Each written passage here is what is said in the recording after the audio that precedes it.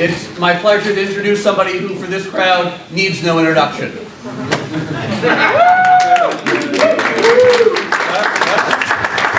Last at least enlightening one. Okay. The title is made very small because I didn't really think it through very much, and Well, neither is Trump, so you're matching. so I'm in a state of befuddlement about things, have been since prior to the election, and so I'm simply gonna impose my befuddlement on you. Okay.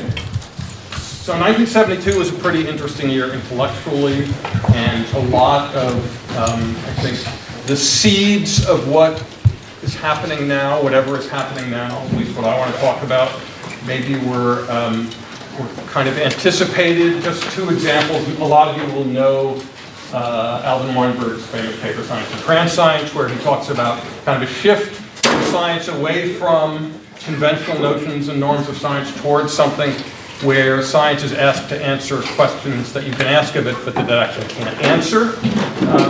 And then, at the same time, a book that I bet, how many of you know this book? So, I mean, this is a massive tome that really kind of sets the stage for what all of us who are interested in this set of issues have been thinking about, by Gary Rovet's Scientific Knowledge and Social Problems, where he flags what he calls the industrialization, by which he doesn't mean the role of corporations. He means the scale, size, and operation of the science enterprise as something that changes the notion of science, its practice, and especially issues of quality. So there's Weinberg saying politics and science are changing in a radical way, and there's Rovet saying the practice of science itself, its scale, notions of quality changing in a radical way. Okay, so here's the obvious thing that's going on, right? We have a president who says we had the biggest audience in the history of inaugural speeches, and there's his biggest audience, and here's the Obama inauguration, which I'm happy to say I was at. And so this is really easy. We have the liar on the right, we have the truth on the left, we have post-truth, we have the chaos that we're thrown into, but it's not so simple. So here's the science march, right, which happens a few months after the inauguration, and here's a young truth seeker saying, what do we want? Evidence-based science, when do we want it after? Peer review. And then here are signs you can see around Washington. Black Lives Matter, no human is legal, love is love, kindness is everything, God's grace is everything. Science is real, science is real, science is real. Okay. Can I use really colloquial words like, can I say, what does that mean? Okay. So, and why are people saying it, and why are they putting it on these signs with all of these other things? So that in itself begins to be baffling. So meanwhile, science is real, and a couple of interesting things are going on, right? One is, well, it turns out it's real, but a lot of it's crap. So The Economist has this cover story in, I think it's now been 5 years, 2013. Theoretical physics, cancer research, biomedical research in general, anything with statistics. It all turns out that the closer you look at this stuff, the harder it is to know whether anything that allows you to have a correspondence between a published scientific result and the world out there, whether any of that stuff can actually be said to hold water. So there is this just generally acknowledged, it's kind of interesting, that it is widely acknowledged, crisis in quality, but whatever that crisis means is unclear. As most of these studies would have it, what it means is we need to do better statistics, right? And we need to be more careful and do better peer review. And not all of them, but most of them treat this as a problem internal to the scientific enterprise. So meanwhile, something else, of course, is going on. So we have the collapse of the economy in 2007, and then Joseph Stiglitz, Nobel Prize winning economist, who says, oh, by the way, everything we know about macroeconomic modeling apparently is wrong, because we had no ability to foresee this, and once it happened, we had no ability to understand it or know how to react to it. And by the way, really cool thing to do if you're I don't know, if you want. Schadenfreude addressed to economists is something that you get off on, is read Ben Bernanke's series of monthly presentations to the Senate Finance Committee in the year going up to the crisis, where the kind of denial and then the eventual recognition of what's going on after it's already happened is really kind of an extraordinary phenomenon. Okay, so economics is no good. I'm in my 40s and I'm a woman, should I get a mammogram or not? Who the hell knows, right? So enormous amounts of research epidemiological research being done on the efficacy of mammograms, a huge political and scientific debate around that. I'm really not going to talk about climate change because I hate it, but there's some really amusing things going on, like this guy, Jacobson, what's his name? Mark Jacobson at Stanford. He writes this PNAS article, right? Proceedings of the National Academy of Sciences. We can all go solar and wind and everything will be fine. Someone else writes a pretty strongly worded contradiction, and rather than continuing to play this out as letters and scientific arguments, Jacobson decides to file a suit, which he quickly realized was not really the right thing to do and pulled that back. But so even among those who believe the consensus, whatever the consensus is, all is not well. One way to understand what's going on in these kinds of debates is my favorite little, I'm not a theory person, my favorite little theoretical framework, which is the kind of post-normal science idea of Rovetz, the same guy I showed you earlier, and the philosopher Silvio Fontowitz. The basic point is that when you're talking about things like mammograms and energy futures and the economy, it's just not science anymore. It's something different. They call it post-normal science with these criteria of uncertain facts, disputed values, high stakes, etc. So the point is that we still, when we say science is real, this is what we're thinking about. But mostly what's going on is this. So that's sort of a problem. Okay. So meanwhile, so there's all this post-normal science, and there's all this political debate, and there's all this uncertainty in the world. I mean, who knows? It's like coffee. Does it cause? Well, I'm going to drink it anyway. But is it bad for my brain? Does it cause cancer? I don't know. There's a great recent article by Ioannidis about nutritional research in general, where he asserts that pretty much every variable in nutritional research can be correlated with every other variable. So what is to be said about this? This is all what post-normal science is about, if you're not careful. But meanwhile, there's this really interesting enterprise going on, and this is the enterprise of showing us why we're stupid. Okay, and it kind of starts with the great, I think, truly great work of Kahneman and Tversky in the 70s and 80s about biases and the difficulty of making good judgments. But I think Kahneman's kind of gone off the rails more recently. And there's also this kind of cottage industry that's meant to show us through research in cognitive psychology and neuroscience why we're all actually quite dumb because we grew up in caves and all we had to do was worry about the occasional mastodon. But actually we live in a complicated world now, and we must all learn to think about science like scientists, and science is good, and science is real, whatever it is, okay? And so that means we love experts, right? And so this is another sign at the science march, right? So it's not just that science is real, but if science is real, then we must listen to scientists, and we must love experts. And so we want experts for president, and we're losing respect for expertise. Of course, why we want to respect macroeconomists who got us into the economic straits we were in 2007, 8, I don't know, but so we love expertise. So this all is becoming part of a particular kind of ideological melange, right? It's the melange of the center and left of center around science is good, science is real, there's a climate change consensus, we must act, and the other side is a bunch of dirty, rotten liars. But this question of expertise, actually, you don't have to think about it very hard for it to become interesting. This is work that was done in our very own Center for Nanotechnology and Society a long time ago by Elizabeth Corley, who I haven't seen here. Is Elizabeth still with us? And Dietrich Scheufele. So here's the question, the interesting question of expertise. This was some survey work done around risk, the difference between experts in their view of risk, experts being scientists, and lay people, not experts in their view of risk, and so loss of jobs. Well, so how worried are you about loss of jobs due to nanotechnology? Well, if you're a scientist, you're not worried about it at all, and you're an expert, and you must be right. But if you're like actually a person who works in a factory and who knows how waves of technology destabilize labor markets, you're very worried, right? So who are the real experts there?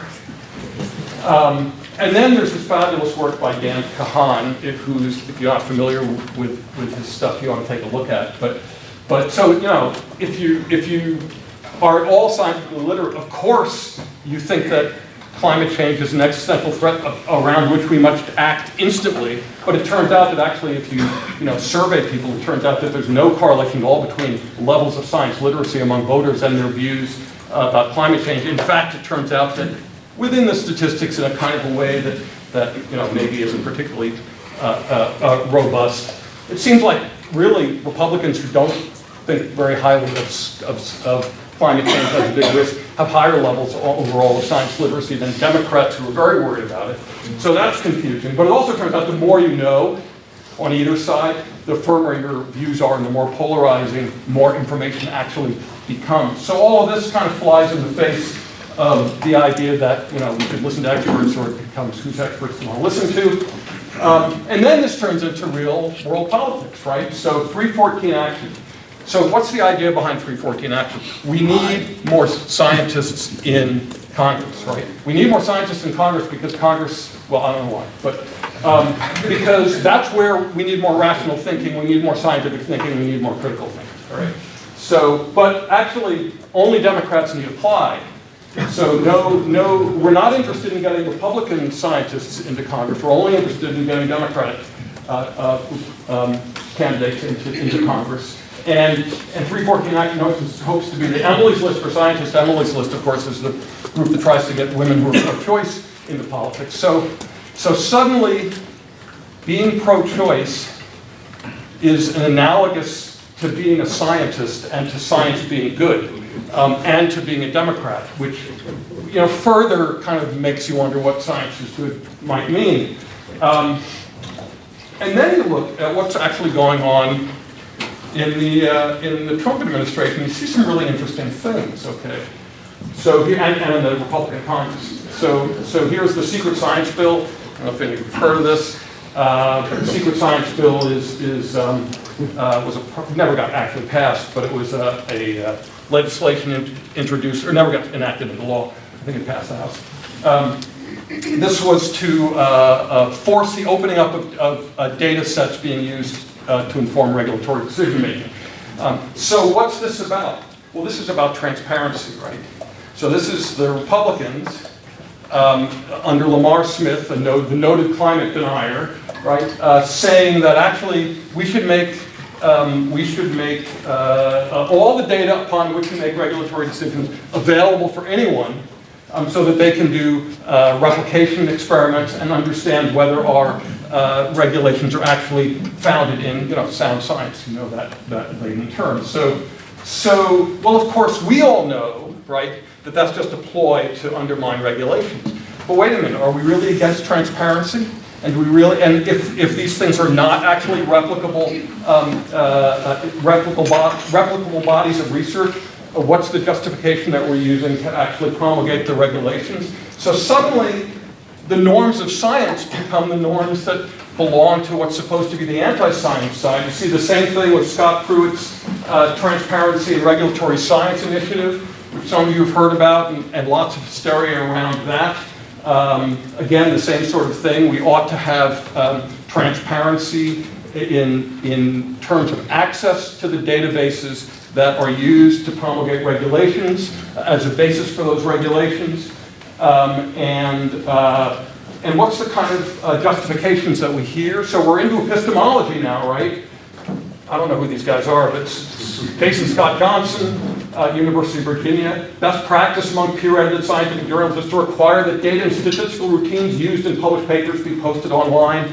It's only fair, it's only reasonable that we should do that if we're actually doing something that matters, like regulating industry. And Edward Calabrese, at University of Massachusetts, a major scientific step forward by recognizing the widespread occurrence of nonlinear dose responses in toxicology and epidemiology. So these are all reasons we need to open this around data, right? And, but actually, this is obfuscating with transparency. So here's the editor of Science, Jeremy Berg.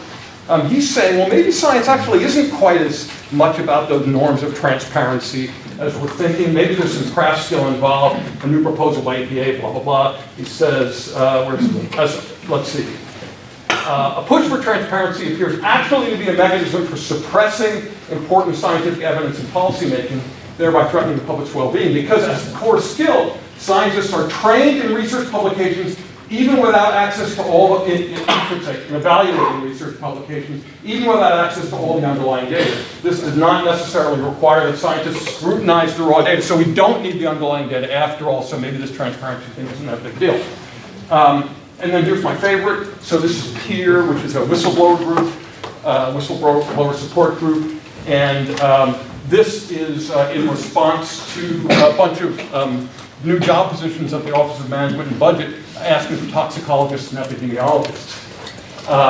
And the argument here is, historically, OMB predominantly employs attorneys, analysts, and sometimes statisticians, while deferring to scientists, experts, and other subject matter experts inside agencies reviewing regulatory proposals.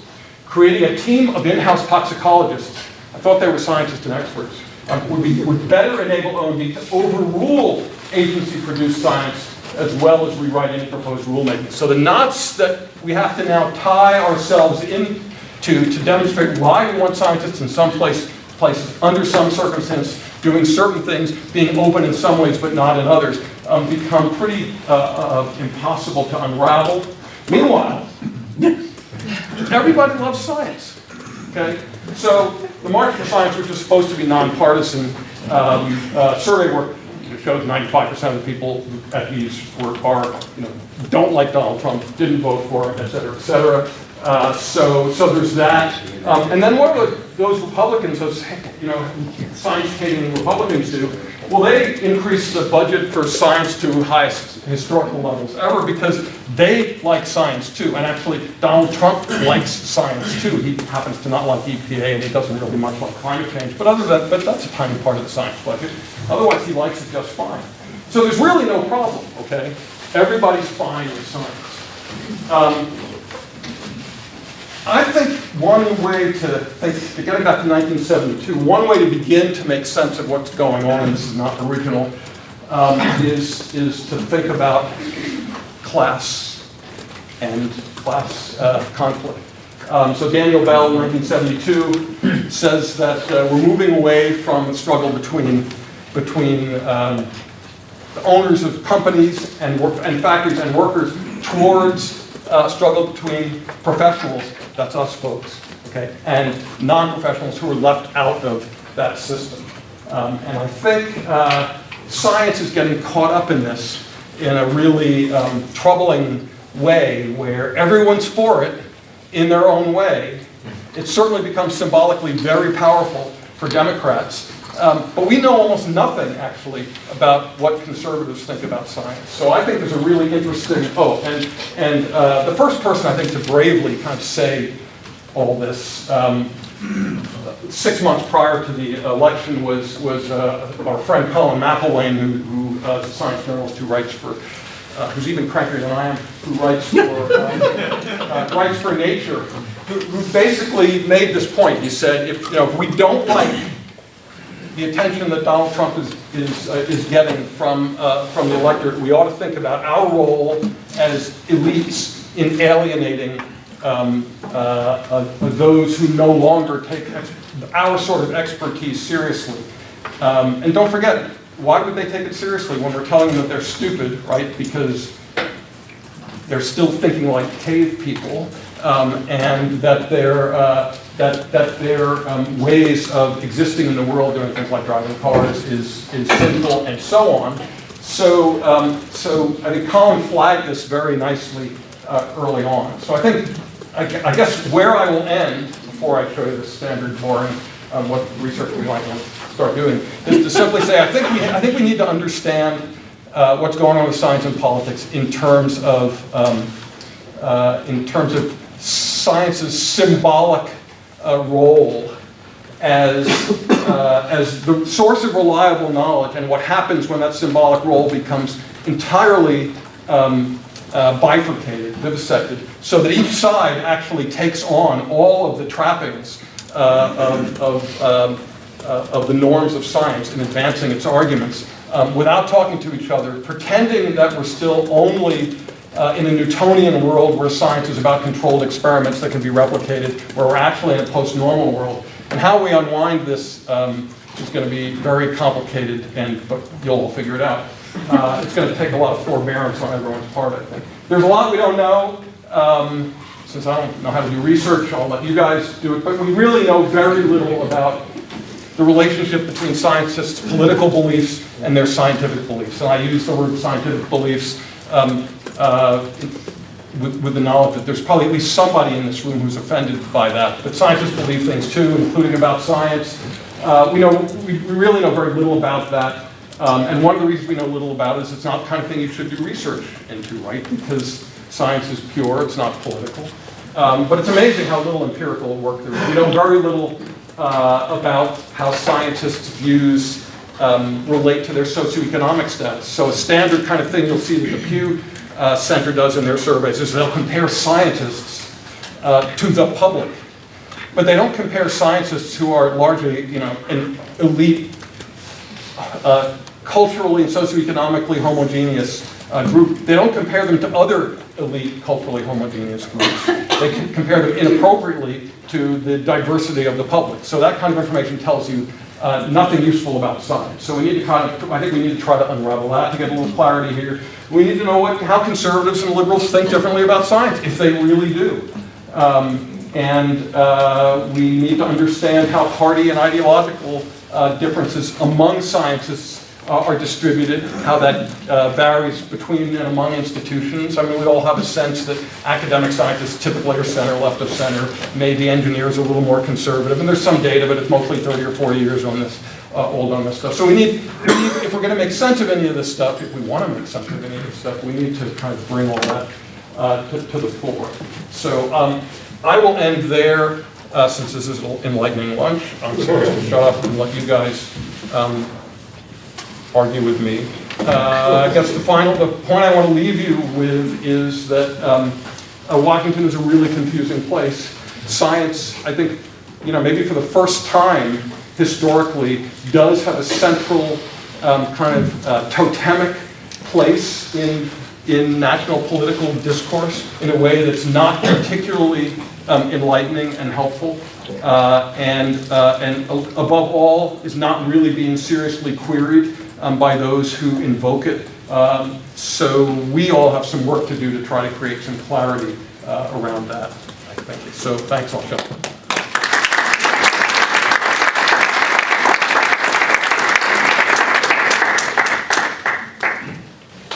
Do you mediate? No. Do you moderate? No. Okay. All right, Dave? So I'm sorry your research agenda went away, and I don't know if I can make it come back. it doesn't really matter. But to link that back to the title about this in the age of Trump, I think one of the real challenges is not what's the relationship between science and liberalism, but what's the relation? What are conservatives? And during the past, certainly the past 2 years, but if you think about it, really, since in essence, since Reaganism sort of fell apart and the Tea Party rose, we don't quite know what conservatives are in this country anymore. And I say this as somebody who actually engaged with them in a discussion on one of the blogs in one of the major conservative think tanks about what should conservatives do about public funded science. We don't know who these people are. Are they, is it people who favor Trump? Is it people who, know who Edmund Burke is? Is it, who are these people? Yeah, so this is totally right, but I think it's not just about conservatives, I think it's true with liberals too. There is a very strange atomization, and so this could be the talk about, the internet and social media and identity too. I mean, that's maybe the next talk. a very disorienting atomization that makes it really difficult. And I agree. Words like this may not have very much identifying power because there doesn't seem to be a general set of things that people believe that might be reliable here. But nonetheless, I think at least those who believe that there is an anti-science movement on the right of center, whatever the right of center is, see a phenomenon out there, and I think it would be interesting to test whether even that phenomenon, whatever conservatism is true. I don't think there's much evidence for it. I don't think anti-scientism is rampant at all. And if that's the case, then that raises really interesting questions about what's going on with science, and it kind of, I think, confers an obligation among the science community to begin to look at its own enterprise a little more reflexively. But I agree that those terms are all up for grabs right now. So, Bob. So Dan, just to follow that on a little bit though, because I'm interested in your reflections, because on the same point, we're now talking about getting better science and technology advice to Congress specifically.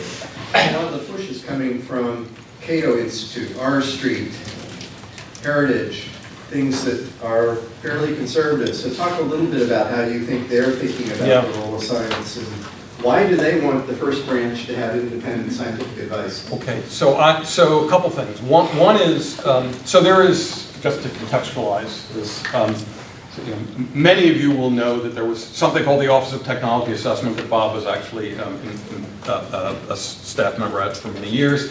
Beloved by science policy wonks. When I was on the Hill, we depended on it for getting all sorts of kind of reliable back channel information on technical issues. It was eliminated in 1994 as kind of a sacrificial child on the part of the incoming Republican House leadership. And there's been kind of a nascent, like, how are we going to survive without OTA? We have to restore it kind of movement or discussion since 1994. I think there's a general agreement among some, and it is interesting that it is emerging in right of center think tanks, that Congress actually does not have the technical support that it needs to do things like, ask really good questions of Mark Zuckerberg so he can't run around them and make them look like idiots.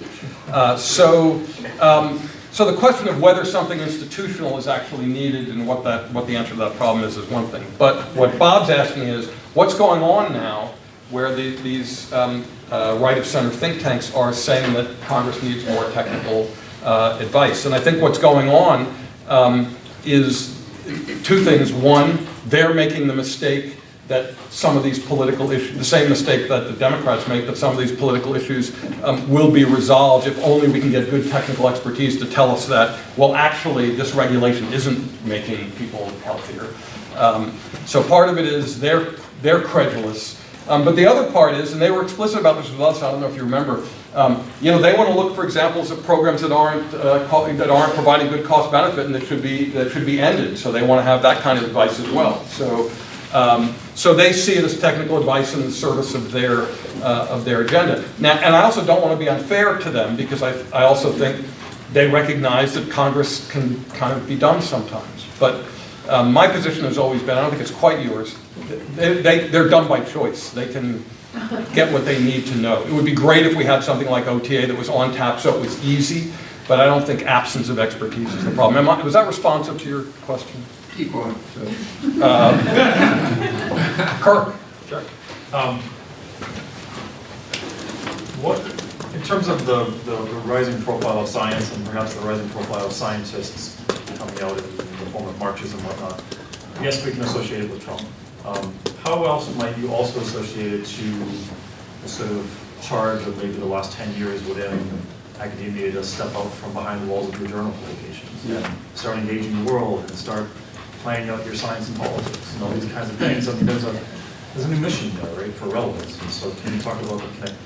Oh, this is a great question. So let me wind back a little bit. This didn't all start with Trump, right? So science became part of presidential platforms with the 2000 election, and Al Gore around both climate change and embryonic stem cell research. Remember that within the first sentence or two of President Obama's first inauguration speech, he said that we will restore science to its rightful place. This was part of John Kerry's platform as well. So this has been, it bizarrely became kind of meat and potatoes for Democratic national candidates. So it's not new to Trump. I think that there is a lot of confusion in terms of the messages that go to scientists about their roles in politics. And I think it has made things worse. I think scientists have often confused their role as experts with their legitimacy as having anything to say in the political sphere beyond their narrow expertise. And I think they found that actually it turns out that people listen to them. So they can say whatever crap they want to say about what we ought to do about this or that, and which often is an inappropriate excursion from their expertise. Not that they don't have a right to say it, but that their authority as scientists doesn't convey any particular legitimacy or authority once they stray away from that. So some scientists are very reflective about this. Others take that charge in a very different way, and not to see it as, I need to get involved in politics and make the world do something about climate change, but they see it as there's people out there with problems that I can help because I have technical expertise. So I think there's been a lot of confusion, and then in some ways it has poured fuel on the fire. You can see that the kinds of claims that are made on behalf of the March for Science being supported by scientist organizations like AAAS and claiming that it's nonpartisan. I mean, either they're clueless or they're in a state of denial. It's really quite extraordinary. So I do think it's part of the problem. So, And can I tack on a follow-up to that? Yeah, So, please. as a person that might do media training for experts, how can I help in training experts to facilitate their legitimacy and not stray away? Just a short question. Okay.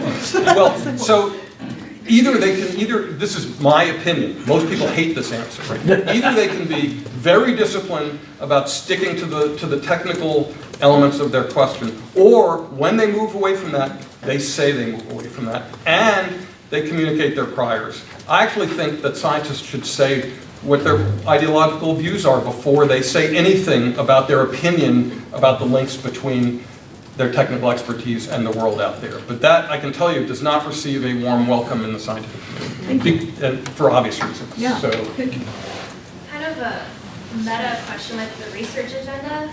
So we're having these conversations of not this credibility and expertise and whether to believe these people or not. So who do we decide to go about this research agenda if there's questions of who to trust or who do we collectively bring together? you mean like who should you ask about this? No, like who should do this research agenda? Well, we should. So, so I think we can. I don't know, just So you're concerned that this kind of research could get captured? Is that right? maybe. Ideological And if it did, there's these conversations of, we can't trust these researchers. I see what you're saying. So Yeah. how do we know to trust the researchers to do this, to go about this agenda? Yeah. No. And That's okay. So this is a great question because these are not happy kinds of questions. People Right. don't actually want to see the answers to them. But I don't know that I want to see the answers to them.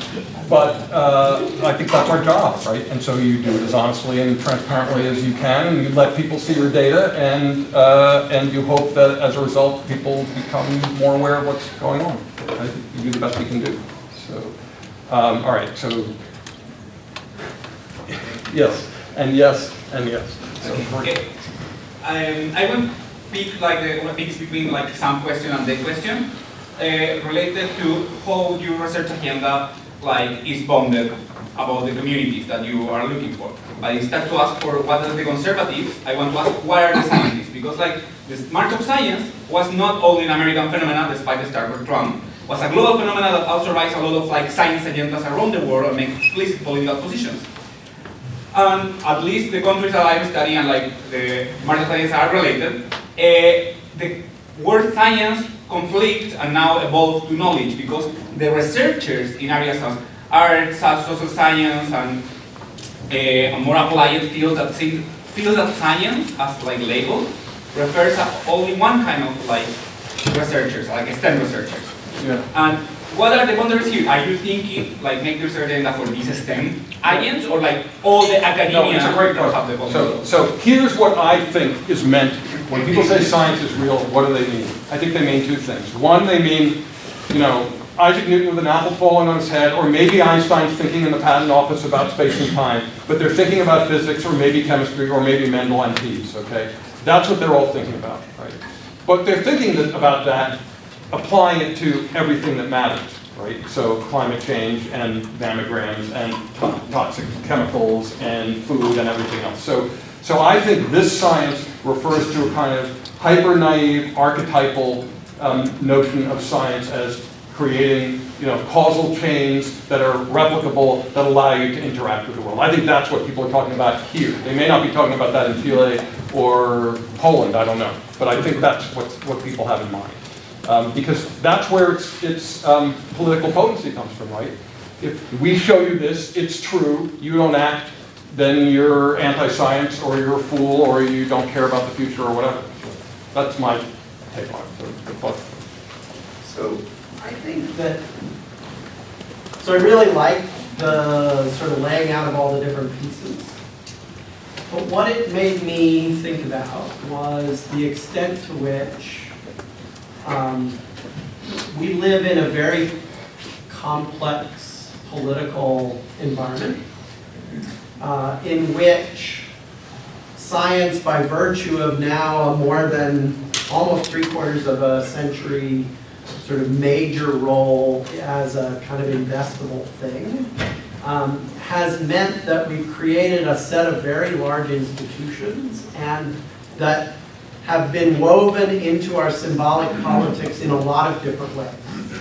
And so that we can certainly look at the history, right? And so the idea that we are investing $130 billion a year in an R&D budget, and that's creating an institution that's just chugging right along and continuing to chug along, right? Separate from a kind of tribalist politics, which we've had tribalist politics forever in America. Certainly, you can go back to the Civil War, the Spanish-American War. It hasn't always involved science as a label, but now that it hasn't ever, I think right? we can say. What? It really hasn't ever as a central part of it. No, but other things have, Yeah. right? So the truth certainly did in the debates about the Spanish-American War at the early part of the 20th century. Yeah.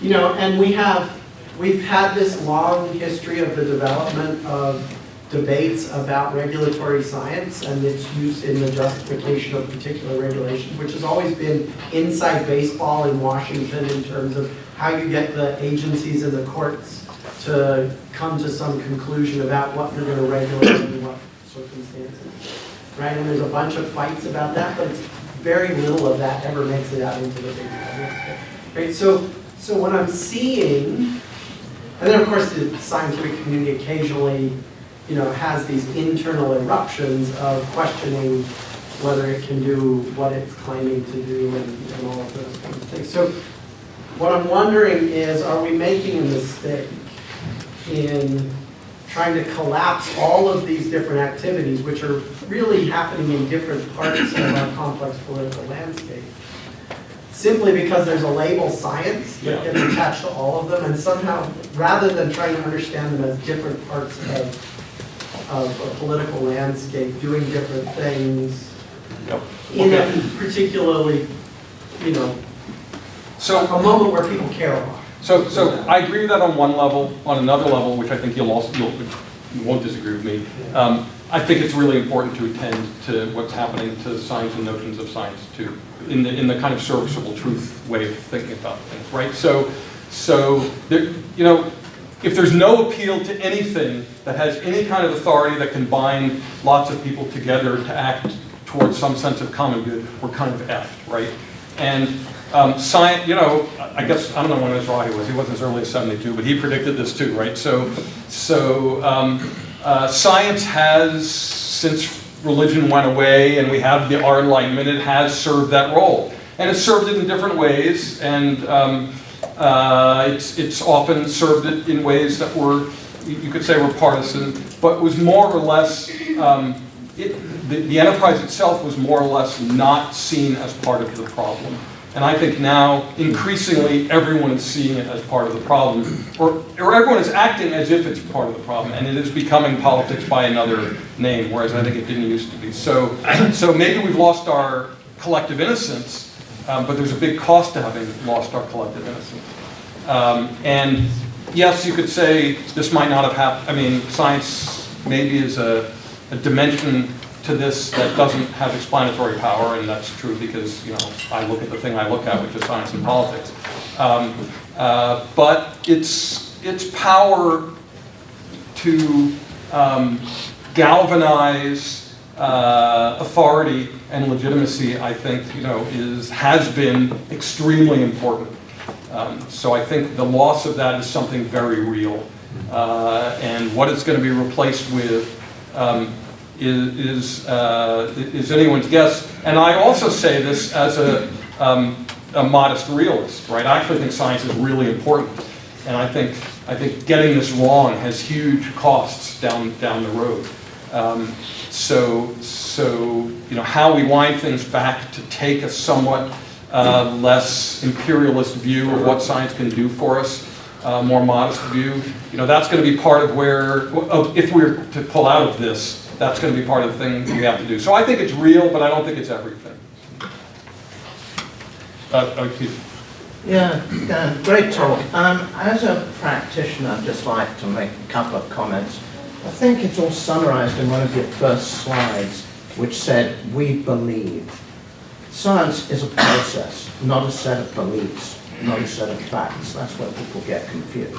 Can I just say to you, scientists are very confusing about that when they talk about it to the public. Exactly. Okay. You're exactly right, though.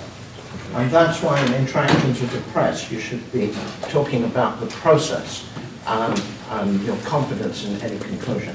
The other comment I'd like to make is, why does everybody like science? Well, especially in this country, what they like is the utilitarian aspects of it. I always said that there are three things you get funded for in this country. Curing cancer, solving the energy crisis, zapping the Russians. That was 40 years ago, and it hasn't changed. Zapping the Russians has changed just a little. And now it's the Chinese. Oh, well, it's Al-Qaeda, ISIS, the Chinese, or whoever the enemy du jour is. And that's what drives a lot of this false science, the stuff you talked about, this crisis in confidence, because people feel, the practitioners feel, they have to produce what people want. And so instead of going by their actual results, they look for these little tiny things and push them, and then they send it to Science and Nature and whatever, because it fits in with basically what the society wants them to do. Well, to cure cancer or to do whatever. I think, you know, that's part of it, but also obviously the academic incentive thing. Again, you know, look at Revet's 72 book. He had it figured out then. It's science ain't what it used to be either. Yeah, and so actually, quick comment on that, and then a question. The science ain't what it used to be. I wonder whether there's a danger of looking at science in terms of what the headlines say and not looking underneath the tip of the iceberg, where you've got a lot of jobbing scientists who are a long, long way removed from debates like this. And I'm not sure how that fits into the political dialogue, but I think it's important to recognize that the science isn't homogeneous here. Totally.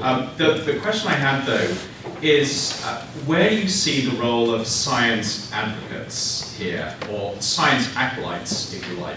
Because it seems like an awful lot of this discussion in this political debate comes from people who buy into a science worldview but aren't necessarily scientists. And you go back to the science march, many of the people there were science advocates and science supporters, but not necessarily scientists.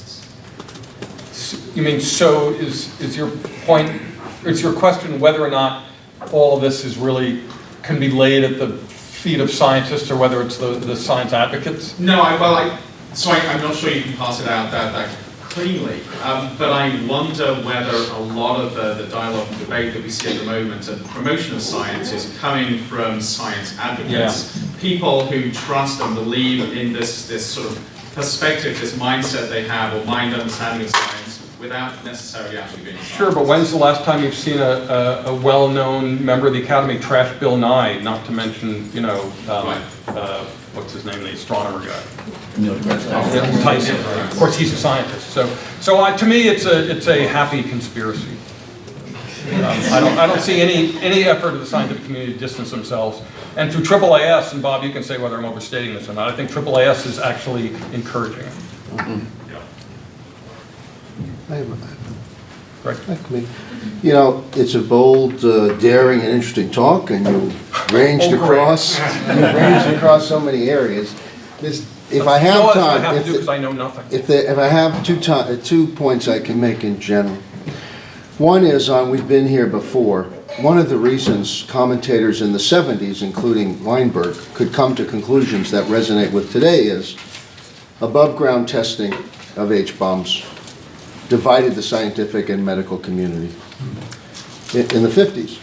In the 60s, the war on smoking divided the scientific community even more dramatically than climate change today.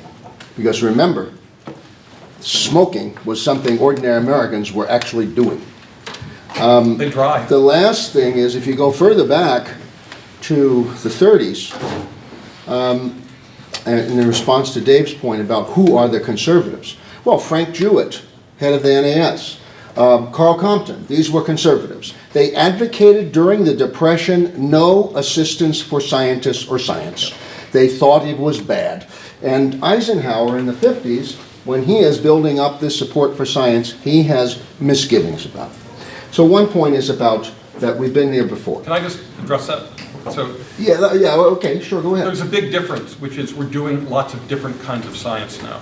So we didn't used to do all this science that was supposed to alleviate the stresses of these political disputes. Now... The war on cancer began in 1972. The war on cancer wasn't about solving the political disagreements around cancer. It is now. So I think the science is different. One other, but I think there's some historical background to this. Another thing is to avoid nihilism and resist the siren song that I feel has entered into your thinking of what medieval Christians called the cloud of unknown. So when Trump and his supporters say, we will never know X, you know, they're not channeling Schrodinger or Heisenberg. Right. They're not doing an imitation of Wittgenstein. They are simply expressing a pedestrian nihilism, sowing seeds of doubt. So we have to ask ourselves, one, what kind of false equivalence are we making? And I think there's a lot of false equivalences in your presentation with regards to the kind of doubt that the gentleman from England mentions about inherent to the process of science, and the kind of doubts that Trump has about climate change. There are two different kinds of doubts, and these were called category mistakes by Gilbert Ryle in 1949, and they were called this for a good reason, because these kinds of false equivalences were beginning in the 1940s around nothing as big as the Soviet Union and the United States, because the Soviet Union had rights, the Soviet Union was against imperialism and all of that. I understand. So, You're calling me a useful idiot. So. No. If you want to call yourself that, that's your business. I'm just saying that because scientists and science express doubts and can be hammered for having uncertainty and uncertain outcomes, that's not the same as the kind of doubts and uncertainties that people who are not scientists have. That's all. So We can't equate if them. scientists were willing to be clear about what's known and what's not known, about frailties in the system, et cetera, they would not be subject to being demagogued in the way that you're saying they're being demagogued. I agree. That being said, I also think there is an empirical question that we don't know the answer to. Most of the Republicans who will still talk to me are serious about science, and some of them are actually scientists, many of them are scientists, and they would take issue with your caricature. So I think there's empirical work to be done on this. Eric. So if I understand Greg's point, I do see some veracity to it. So let me give you another view than you have on point 1 and 2. And also, let me give you a kind of a personal perspective on why I think you're having kind of a tunnel vision on this, an admirable tunnel vision. I wouldn't call it a useful idiot, but an admirable tunnel vision, which is, who do you know? You are very well connected to academics. You're very well connected to people who are interested in science policy and to scientists. And like myself, you don't know a lot of average voters and what they think about science. And that's probably why you have that as points 1 and 2. But let me give you a hypothesis that kind of connects back in a very weird way to what Greg said, which is this, that when we begin asking how conservatives or liberals think about science, we've already put in some assumptions that are wrong. Number one, and I'm not being condescending here, I don't even think it's bad that people do not think rationalistically about science, because obviously we've had this mythology for many years that has benefited us in some ways, but certainly did not characterize the way most people thought about science. This is what I think has happened that's different. For many years, and for always, people who thought about science basically didn't think. What they did was reacted with emotions, which is fine, and they reacted with basically instinct and emotions. And I think I could marshal some pretty good evidence for that. If you try to decompose this sort of cognitive psychology of people's formation of attitudes about science or anything, the component that's based on information is actually a very small part.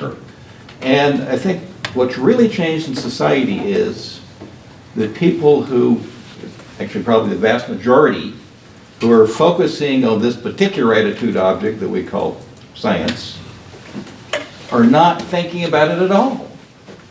They're thinking about what their neighbors think, they're thinking about their instincts, and they're thinking about their emotions. And we don't, not only do we not have anything to say about that policy-wise, we don't even have a lot to say about that so far from science studies. Yep. Now, No, that's beyond Rivette's. But you would agree, right, that applies equally to the people at the March for Science and the people who would never go to the March for Science. And it also applies to a large degree to other kinds of policies with other kinds of attitudes. No, I completely. The big difference is it was always suppressed. Yeah. Because we had elite institutions that were run by elites. Right. We had these mythologies that we thought could adjudicate these issues that never really could. Right. And it's probably the best evidence for that is, how could anybody really be seriously flogging themselves about the lack of replicability in science? It's just extraordinary. I agree. Right. So but who's flogging themselves? The scientists are. No, absolutely. But the point is, So who's the most credulous about science? both sides, basically. The people who are the practicing scientists and the people who basically are form their attitudes based primarily on emotion and not having to deal with any information about what scientists do, what scientific knowledge. No, I agree. It's totemic. So basically what I'm suggesting is that there's almost nothing that we're doing right now in the theories that we're building that addresses this, because it's something new. It's something we haven't really addressed in other policy domains, and maybe that should be part of your research agenda. Yeah, no, I think that's really interesting. And it also does, tell me if you agree with this, because I don't want to at all caricature you. Okay. So does it also suggest that maybe, and this gets to your tunnel vision point, maybe like there's nothing to worry about. Science is okay. Yeah. Like this is all having some symbolic role on the other stuff that's going on, and that's right, that's the lens I use, but maybe it's not a insightful lens here. Well, speaking for myself, I think it's an interesting development that we don't know the extent to which it's positive or negative.